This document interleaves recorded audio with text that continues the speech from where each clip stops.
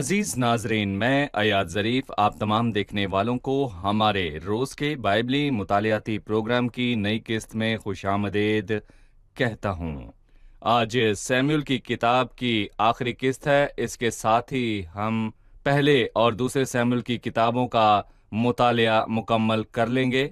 मैं आपको याद दिलाना चाहूँगा कि गुज़िश्ता किस्त में दाऊद का एक गीत था जो निजात दहिंदा खुदा के बारे में था कि वही निजात का सींग है और निजात का बुर्ज है। आज हम दाऊद के आखिरी अल्फाज और दाऊद के आखिरी गुनाह पर बातचीत करेंगे। आगाज में मैं खुदा के खादमीन को स्टूडियोज में खुशामदीद कहना चाहूँगा। भाई मुहीब खुशामदीद। बहुत शुक्रिया। डॉक्टर मोइन बहुत खुशामदीद। शुक्रिया भाई। और साथ ही स्टूडियो में आए हमारे दीगर मेहमानों को भी खुशामदीद। भाई मोइन, मैं 23वें बाब की चंद आयात पढ़ना चाहूंगा, फिर मैं आपसे सवाल पूछूंगा। पहली आयत से 7वीं आयत तक दाऊद नबी की आखिरी बातें ये हैं। दाऊद बिन यस्सी कहता है, यानी उस शख्स का कलाम है जो सरफराज किया गया और याकूब के खुदा का ममसू और इसराइल का शीरीन नगमा साज। खुदा की रूह ने मेरी मार्फत कलाम किया और उसका सुखन मेरी जुबान पर था। इसराइल के खुदा ने फरमाया, इसराइल की चट्टान ने मुझसे कहा। एक है जो सदाकत से लोगों पर हुकूमत करता है, जो खुदा के खौफ के साथ हुकूमत करता है। वो सुबह को रोशनी की मानिंद होगा जब सूरज निकलता है, ऐसी सुबह जिसमें बादल ना हो, जब नर्म नर्म घास जमीन में से बारिश के बाद की साफ चमक के बाइस निकलती है। मेरा घर तो सचमुच खुदा के सामने ऐसा है भी नहीं, तो भी उसने मेरे साथ एक दायमी अहद जिसकी सब बातें मुअय्यन और पायदार हैं बांधा है। क्योंकि यही मेरी सारी निजात और सारी मुराद है, गो वो उसको बढ़ाता नहीं। पर नाराज लोग सब के सब कांटों की मानिंद ठहरेंगे जो हटा दिए जाते हैं, क्योंकि वो हाथ से पकड़े नहीं जा सकते। बल्कि जो आदमी उनको छुए जरूर है कि वो लोहे और नेजे की छड़ से मुसल्ला हो, सो वो अपनी ही जगह में आग से बिल्कुल भस्म कर दिए जाएंगे। हम इन मजबूत अल्फाज पर तबसरा चाहते हैं। आयत 1 में मैं देखता हूँ गोया पेशगोई दाऊद का तारुफ पेश कर रही है। यसी का बेटा कौन है, ये उसकी बुनियाद है। वो शख्स जिसको सरफराज किया गया उसे खुदाम ने सरफराज किया। याकूब के खुदा का ममसू उसने उसे मसा किया। इसराइल का शीरीन नगमा साज उसकी खुसूसियात। और इसराइल की बात शुरू करने से पहले बातों का एक तारुफ के ईमान से उसने खुदा की हस्ती के 3 अशखास की तरफ वाज़े इशारा किया। और जिसने दाऊद से अच्छा सलूक किया उसे बचाया। उसने कहा, खुदावंद की रूह, रूहुल कुद्स। इसराइल के खुदा ने फरमाया कि इसमें मैं खुदा बाप को देखता हूँ। इसराइल की चट्टान ने मुझसे कहा कि चट्टान कौन है? मसीह है।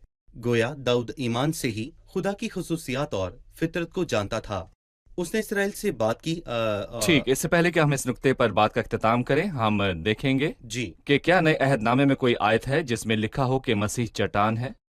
यहाँ उसने बेटे का जिक्र किया। खुदावंद यीशु मसीह इसराइल की चट्टान ने मुझसे कहा कि इसराइल की चट्टान कौन है। इस बारे में बहुत दफा जिक्र किया गया। खुदावंद ने पतरस से अपने बारे में कहा, इस चट्टान यानी जिंदा खुदा का बेटा मसीह। पतरस का ऐलान, मैं इस पत्थर पर कलीसिया बनाऊंगा। और ये वाज़ेह आयत है। पालूस ने कहा कि बियाबान में चट्टान ने उनकी रहनुमाई की और वो चट्टान मसीह है। सही। ये वाज़ेह है। हम दाऊद की बुनियाद देखते हैं, लेकिन सच ये है कि उसने खुदा के फजल की तारीफ की। वो अपनी बुनियाद से शर्माया नहीं। और इसके बारे में उसने दूसरे सैमुअल के 7वें बाब में बात की, जब खुदा ने उससे कहा कि मैंने तुझे भेड़साला से, जहाँ तू भेड़ बकरियों के पीछे पीछे फिरता था, लिया ताकि तू मेरी कौम इसराइल का पेशवा हो। इंसान के साथ खुदा का रवैया उसने उसे कहाँ से लिया और क्या बना दिया। सही। डॉक्टर मुहीब, दाऊद के जबरदस्त अल्फाज में उसने 5वीं आयत में कहा, मेरा घर तो सचमुच खुदा के सामने ऐसा है भी नहीं, तो भी उसने मेरे साथ एक दायमी अहद जिसकी सब बातें मुअय्यन और पायदार हैं बांधा है। दाऊद के टेढ़ेपन के बावजूद खुदा ने दाऊद से अपना अहद कैसे पूरा किया? खुदा जिसकी हम बात कर रहे हैं वो तमाम तर फजल का मालिक है। उसने हमारे गुनाहों के मुआफिक हमसे सलूक नहीं किया और हमारी बदकारियों के मुआफिक हमसे बदला नहीं लिया। और दाऊद के साथ यही हुआ। खुदा ने उससे अपने फजल के मुताबिक सलूक किया। उसने गैर मुशरत वादे किए। उसने दाऊद और उसकी नस्ल के साथ एक वादा किया। उसने दाऊद से वादा किया कि वो उसे एक ख़ानदान बख्शेगा, उसके घराने को बरकत देगा और उसकी नस्ल में से एक शख्स को तख्त देगा। और उसने उसे एक तख्त बख्शा। اس نے اس کی بادشاہت قائم کی اور اسے وعدہ کیا کہ مسیح جو ہمیشہ بادشاہی کرے گا اس کی نسل سے آئے گا۔ خدا اپنی وفاداریوں سے کبھی نہیں پھرتا۔ زبور 79 میں اپنے عہد کو نہ توڑوں گا اور اپنے منہ کی بات کو نہ بدلوں گا۔ جو محبت خدا نے اس کے ساتھ کی، بے شک وہ اور اس کا گھرانہ مستحق تھا، لیکن یہ اس کے لیے خدا کی وفاداری تھی۔ جی، اس کا گھرانہ مستحق نہیں تھا، یہ اس کے لیے خدا کی وفاداری تھی۔ اس کے بعد 8ویں آیت سے شروع کر کے داؤد کے ہیروز کی فہرست دی گئی ہے۔ اس فہرست میں سے میں صرف ایک شخص کے بارے میں پڑھوں گا، پھر ہم ایک وقفہ لیں گے اور حاضرین کے سوالات کے ساتھ حاضر ہوں گے۔ اور داؤد کے سورماؤں اور بہادروں کے نام یہ ہیں، یعنی تہکمونی یوشیب بشیبت جو سپہ سالاروں کا سردار تھا، وہی ایزنی ادینو تھا جس سے 801 ہی وقت میں مقبول ہوئے۔ ہم ایک وقفہ لیں گے اور پھر واپس آ کر حاضرین سے ان حوالہ جات سے متعلق سوال پوچھیں گے۔ ایک وقفے کے بعد دوبارہ حاضر ہوں گے۔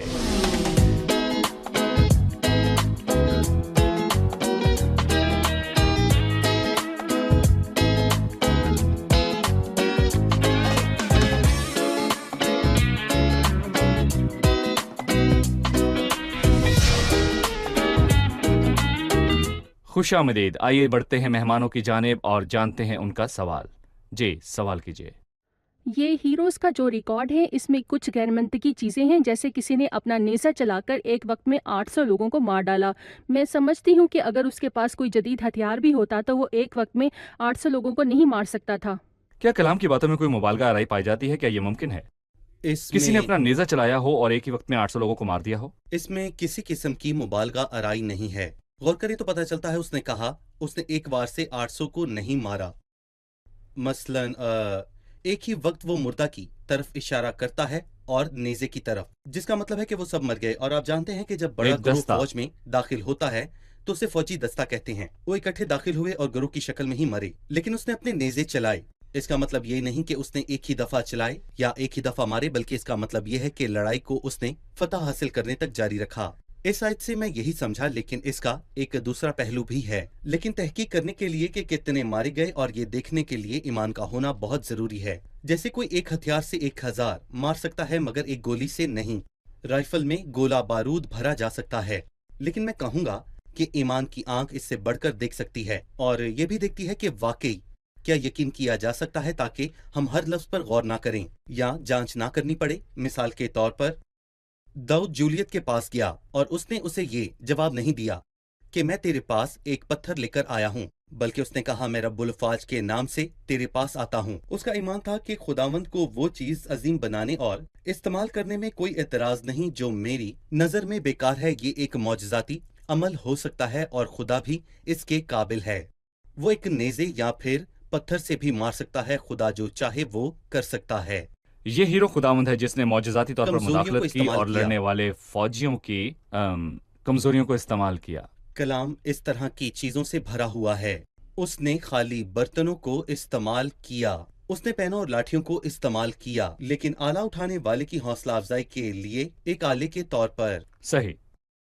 ڈاکٹر محیب، ناموں کی فہرست میں سے ہم 11ویں آیت میں پڑھتے ہیں، بعد اس کے ہراری اجی کا بیٹا سما تھا اور فلسطینیوں نے اس قطع زمین کے پاس جو مسور کے پیڑوں سے بھرا تھا جمع ہو کر دل باندھ لیا تھا، اور لوگ فلسطینیوں کے آگے سے بھاگ گئے تھے، لیکن اس نے اس قطع کے بیچ میں کھڑے ہو کر اس کو بچایا اور فلسطینیوں کو قتل کیا اور خداوند نے بڑی فتح دلائی۔ میں اس کردار پر آپ کا تبصرہ چاہتا ہوں۔ وہ ان عظیم ہیروز میں سے تھے جو فلسطی فوج کا سامنا کرنے میں اکیلے کھڑے رہے۔ میں کہنا چاہوں گا کہ فلسطی ہمیشہ اسرائیلیوں سے لڑتے رہے۔ مثلاً قلعہ کے لوگوں کی کہانی میں وہ کلیانیوں کو لوٹ رہے تھے، اور دیکھا جائے تو وہ خدا کے لوگوں کو خوراک سے محروم کر رہے انہیں تھے، بھوکا مارنا چاہتے تھے۔ انہیں بھوکا مارنا چاہتے تھے۔ یہاں فلسطی بھی زمین کا ایک حصہ چوری کرنا چاہتے تھے، اس سے قطع نظر کہ اس میں کیا لگایا گیا ہے۔ لوگوں کو خوراک کی بہت ضرورت تھی، وہ سب بھوکے تھے، لیکن یہ شخص اکیلا کھڑا فوج سے لڑ رہا تھا۔ وہ اکیلا ہی فوج سے لڑ رہا تھا، جو کہ ایک بہادری اور دلیری کا اظہار تھا، جو کسی چیز کا دعویٰ کر رہا تھا، حالانکہ یہ اس کے بھائیوں کے لیے آسان تھا۔ ہمیں سیکھنا چاہیے کہ وہ برکات جو خدا نے ہمیں دی ہیں انہیں ضائع مت کریں، اور جو ٹھیک ہے اسے تھامے رہنا چاہیے اور اس کا دعویٰ ہمیشہ کرنا چاہیے۔ صحیح۔ بھائی معین 13ویں آیت سے، اور ان 30 سرداروں میں سے 3 سردار نکلے اور فصل کاٹنے کے موسم میں داؤد کے پاس ادلام کے مغارہ میں آئے، اور فلسطینیوں کی فوج رفائیم کی وادی میں خیمہ زن تھی، اور داؤد اس وقت گھڑی میں تھا، اور فلسطینیوں کے پہرے کی چوکی بیت لحم میں تھی۔ اور داؤد نے ترستے ہوئے کہا، اے کاش کوئی مجھے بیت لحم کے اس کنویں کا پانی پینے کو دیتا جو پھاٹک کے پاس ہے۔ اور ان تینوں بہادروں نے فلسطینیوں کے لشکر میں سے جا کر بیت لحم کے کنویں سے جو پھاٹک کے برابر ہے پانی بھر لیا، اور اسے داؤد کے پاس لائے، لیکن اس نے نہ چاہا کہ پیے، بلکہ اسے خداوند کے حضور انڈیل دیا، اور کہنے لگا، اے خداوند، مجھ سے یہ ہرگز نہ ہو کہ میں ایسا کروں۔ کیا میں ان لوگوں کا خون پیوں جنہوں نے اپنی جان جوکھوں میں ڈالی؟ اس لیے اس نے نہ چاہا کہ اسے پیے۔ ان تینوں بہادروں نے ایسے ایسے کام کیے۔ میں ان تینوں آدمیوں کے بارے میں جاننا چاہوں گا۔ در حقیقت یہ ان کے لیے عزت کی بات ہے کہ ان کے اعمال کو بھی درج کیا۔ میں ان کے داؤد کے ساتھ معاملہ طے کرنے میں 2 علامتیں دیکھتا ہوں، اور پھر میں داؤد میں انسانوں کی تشبیہ دیکھتا ہوں، اور اس میں خداوند یسوع مسیح کی علامت بھی دیکھتا ہوں۔ داؤد پیاسا تھا، لیکن بالخصوص اس نے کسی کو بھی پانی پلانے کے لیے نہیں کہا۔ میں اس میں ارد گرد کے لوگوں کو دیکھتا ہوں، اور گویا وہ ترس رہے ہیں اور پانی کا تقاضا کرتے ہیں، اور ہماری ذمہ داری پانی لے کر جانا ہے جو کہ خدا کا زندہ کلام ہے، اور ہمیں خطرات سے گزرنا ہے کیونکہ خداوند خطرات میں ہماری حفاظت کرے گا اور انہیں خدا کا کلام دینا ہے۔ داؤد میں دوسری علامت میں خداوند یسوع مسیح کی علامت اور اس کی خواہش کو دیکھتا ہوں۔ داؤد نے اپنے آدمیوں میں سے کسی کو پانی لانے کا براہ راست حکم نہیں دیا، کیونکہ وہ اس کے قریب تھے انہوں نے اس کی اور اس مرضی کی کو جان مرضی لیا۔ کو جان لیا، اور وہ اس کی خواہش سے واقف تھے۔ اور وہ جو مسیح کے قریب ہیں، پالوس ان سے یہ کہتا ہے کہ عقل۔ مگر ہم میں مسیح کی عقل ہے۔ اور بعض اوقات جب ہم روحانی طور پر کمزور ہوتے ہیں تو ہم یہ پوچھتے ہیں کہ کلام میں کوئی ایسا حکم ہے جس میں مجھے ایسا کرنے کو کہا گیا ہو، لیکن اگر میں خدا کے قریب ہوں تو میں اس کی مرضی کو جان لوں گا۔ اور یوحنا کی انجیل میں اس کا ذکر ہے، اس نے حکم کے بارے میں واضح بات کی، اور میں اپنے موضوع سے متعلق کلام کے بارے میں حصہ لوں گا۔ یوحنا کے 13ویں باب کی 24ویں آیت میں لکھا ہے، اگر کوئی مجھ سے محبت رکھے تو وہ میرے کلام پر عمل کرے گا، اور میرا باپ اس سے محبت رکھے گا، اور ہم اس کے پاس آئیں گے اور اس کے ساتھ سکونت کریں گے۔ اور جو مجھ سے محبت نہیں رکھتا وہ میرے کلام پر عمل نہیں کرتا۔ اور اگر میں خدا کے قریب ہوں تو میں جانوں گا وہ کیا چاہتا ہے، اور میں اس کی مرضی پوری کرنے کے لیے ہر چیز قربان کر دوں گا۔ لہٰذا ان تینوں نے داؤد سے براہ راست کوئی حکم نہیں لیا، لیکن انہوں نے اس کے جذبات کو محسوس کیا اور اسے سمجھا، اسے کیا اور وہ چاہیے جو چاہتا سمجھ تھا اس گئے۔ کے لیے انہوں نے اپنی زندگی کو خطرے میں ڈالا۔ بالکل۔ خدا آپ کو برکت دے۔ ہم ایک وقفہ لیں گے اور مہمانوں کے سوالات کے ساتھ حاضر ہوں گے۔ ناظرین، ایک چھوٹے سے وقفے کے بعد دوبارہ حاضر ہوں گے، ہمارے ساتھ رہیے۔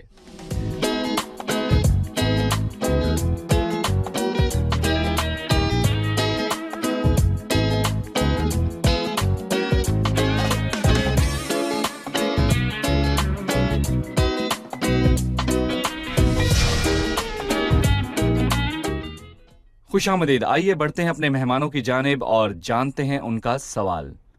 جی، سوال کیجیے۔ 20ویں آیت میں یہودیہ کا بیٹا بنیا، میں اس کے نام کا مطلب اور اس کے بارے میں اہم معلومات جاننا چاہوں گی۔ یہویدا کے بیٹے بنایا کے نام کا مطلب اور اس کے بارے میں چند ضروری معلومات کے بارے میں بتائیے۔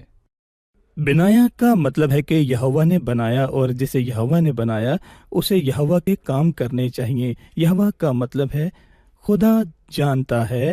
بلا شبہ یہ ایک حقیقت ہے جو کہ خدا کے ساتھ کام کرنے والے ہر ایماندار کا حوصلہ بنتی ہے کہ خداوند جانتا ہے کہ میں تیرے کام اور تیری مشقت اور تیرا صبر تو جانتا ہوں۔ خداوند ہم سب کو دیکھتا ہے۔ اس شخص نے کیا کیا؟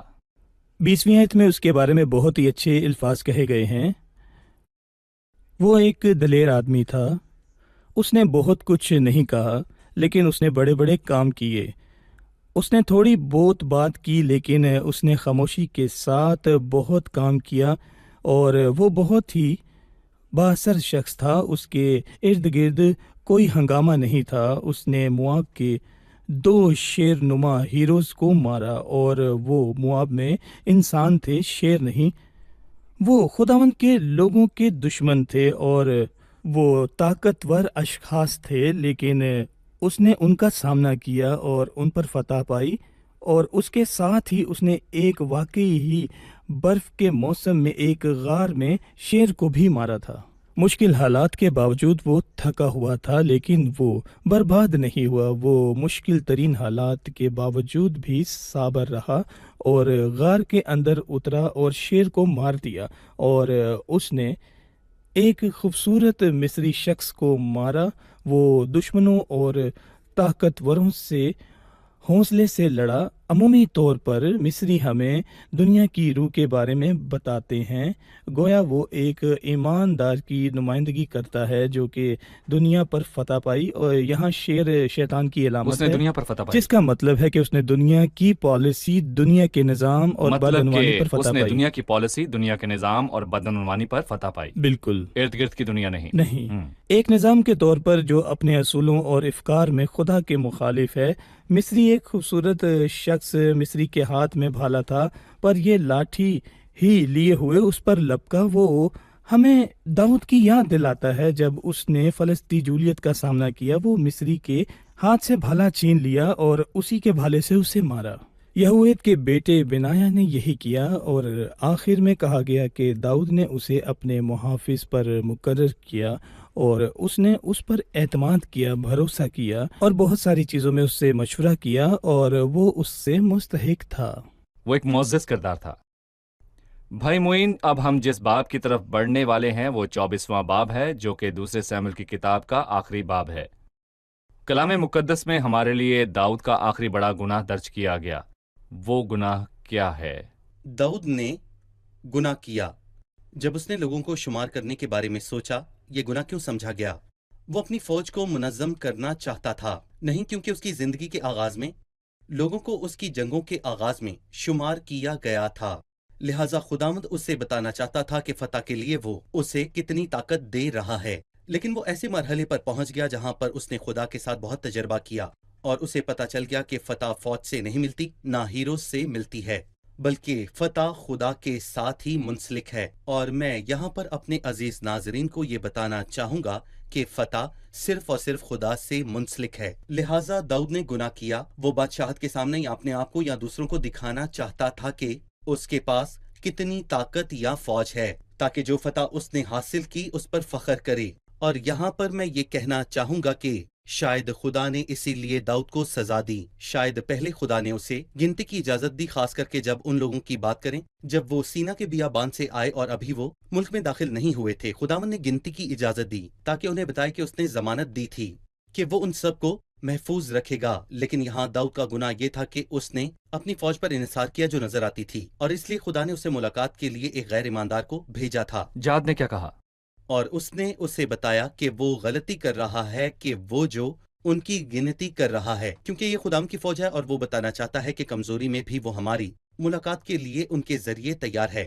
خدا کی پالیسیاں ہمیشہ یہ نہیں ہوتی کہ وہ فتح کے لیے تعداد پر انحصار کرے، کیونکہ خدا کے لیے بہت یا تھوڑوں کے ذریعے سے بچائے جانے کی قید نہیں. کیا ایسا نہیں ہے؟ جی بالکل ٹھیک. بھائی محیب، جب اس نے یہ کیا، داؤد کے دل نے اسے ملامت کیا. 10ویں آیت، لوگوں کی شمار کرنے کے بعد، اور داؤد نے خداوند سے کہا میں نے کیسا بڑا گناہ کیا، مگر اب اے خداوند میں تیری منت کرتا ہوں کہ تو اپنے بندہ کا گناہ دور کر دے، کیونکہ مجھ سے بڑی حماقت ہوئی. سو جب داؤد صبح اٹھا تو خداوند کا کلام جاد پر جو داؤد کا غیب بین تھا نازل ہوا.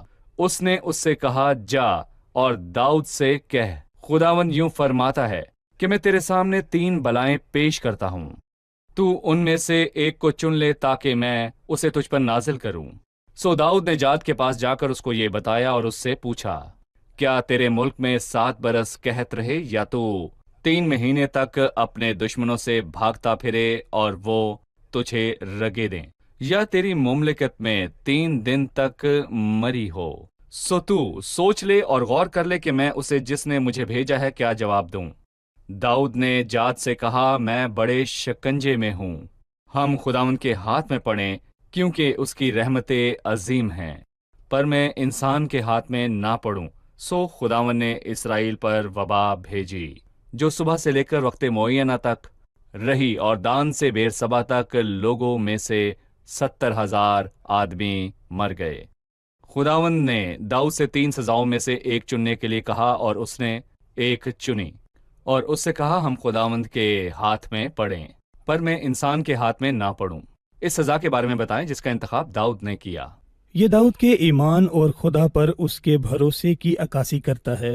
उसे यकीन था कि खुदा रहीम और तरस करने वाला है, और खुदा की तलवार इंसानों और दुश्मनों की तलवार से कहीं ज़्यादा मेहरबान है। इसीलिए उसने मामला को और अपने आप को खुदा पर छोड़ दिया, खुदावंद के हाथ में, और पर मैं इंसान के हाथ में ना पड़ूं। और इससे हमें पता चलता है कि वो खुदा के हाथ में तरतीब पाने से खौफजदा नहीं था, बल्कि उसने खुद को यकीन दिलाया और पुरसकून तौर पर उसके नर्म हाथों में सौंप दिया। अगरचा उसे मुनज़्ज़म करने के लिए बड़ी सज़ा का निशाना बनाया जाए, वो खुदा के साथ नाराज नहीं था, बल्कि खुद को खुदा के रहमो करम पर छोड़ दिया।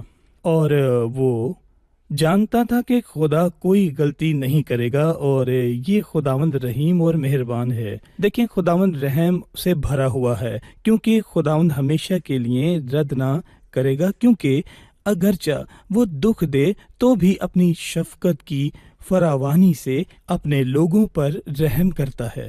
भाई मोइन, इसके बाद क्या हुआ और वबा कब और कैसे रुकी ये बताइए। दाऊद ने 2 काम किए जिनसे ये रुक गई। पहली चीज, उसने खुदावंद से फरियाद की कि देख, गुनाह उन्होंने नहीं बल्कि मैंने किया। और दूसरी चीज ये कि उसने खुद को कुर्बानी में छुपाया जो उसने सुख्ती कुर्बानी के तौर पर दी। उसने आयत 17 में कहा कि देख, गुनाह तो मैंने किया, खता मुझसे हुई, पर इन भेड़ों ने क्या किया है, सो तेरा हाथ मेरे और मेरे बाप के घराने के खिलाफ हो। गोया उसने मसीह का सहारा लिया जो सलीब पर था, और उसने कहा, ये मेरे कर्ज में लिख दो, और उसने हमारी जगह ले ली कि मैं ये अदा कर दूंगा। और दूसरी अच्छी चीज जो उसने कही कि वो यबूसी अरूना के खलियान में गया, और वो गुनाह की कुर्बानी पेश करने नहीं गया, वो सोख्ती कुर्बानी देने गया जो उसके दिल को मुतमईन करती है और जो उसे खुश करे, क्योंकि सलीब पर मसीह की मौत के वसीले हमें कबूल किया गया। और जो भी चाहता है कि खुदावंद उसे कबूल करे तो उसके लिए यही रास्ता है, अपने कामों से नहीं बल्कि मसीह के सलीब पर किए हुए काम की वजह से। उसने कुर्बानी पेश की और कहा कि मैं खुदा को सस्ती चीज हरगिज पेश नहीं करूंगा, कुछ ऐसा जो कीमती ना हो, बल्कि वो खुदा को सबसे कीमती चीज पेश करेगा। उसने जगह की कीमत अदा करने के बाद सुख्ती कुर्बानी पेश की जहां कुर्बानी पेश की गई। भाई मुहीब, मैं चाहता हूं कि आप मुझे कुछ गुनाह याद कराएं जो दाऊद ने किए, ताकि हम इस बात पर गुफ्तगू को मुकम्मल कर पाएं। मैं दाऊद के गुनाहों का खुलासा 7 चीज़ों में कर सकता हूँ जो उसने किए। पहली चीज़ जो उसने की, उसने साउल और अखी मलिक और जाद के बादशाह अखीज से झूठ बोला। दूसरी चीज़ जो उसने की, उसने इंसानों पर बड़ा इजहार किया और उसने चीज़ों को आसान बनाने और पनाह लेने के लिए यूनतन पर भरोसा किया, और उसने सीखा कि यूनतन उसकी तरफ नहीं खड़ा हुआ, और सही। ये कि उसे सिर्फ खुदावंद में उम्मीद रखनी चाहिए, ना कि इंसान में। फिर वो पनाह के लिए जाद को गया और ये उसने 2 दफ़ा किया। चौथी चीज कि वो खुद 25वें बाब में नबाल से बदला लेना चाहता था। 5वीं चीज, उसने बदकारी की और कत्ल किया। उसने बैत सभा से बदकारी की और हताउरिया को तलवार से मरवा दिया। छठी चीज, वो खानदानी तौर पर बहुत नाकाम शख्स था और उसके तमाम बेटे बदकार थे। उन्होंने उसका दिल तोड़ा और वो उसके बारे में लापरवाह था। 7वीं और आखिरी चीज, उसने फख्र करने के लिए लोगों की गिनती की। सही, बहुत शुक्रिया। अब वक्त है कि हम जाने मेहमानों ने आज क्या सीखा। दाऊद के हीरोज के कुछ कामों में मुबालगा आराई और कुछ मंतक नहीं पाई जाती। कोई कैसे अपने नेज़े के एक वार से 800 लोगों को मार सकता है?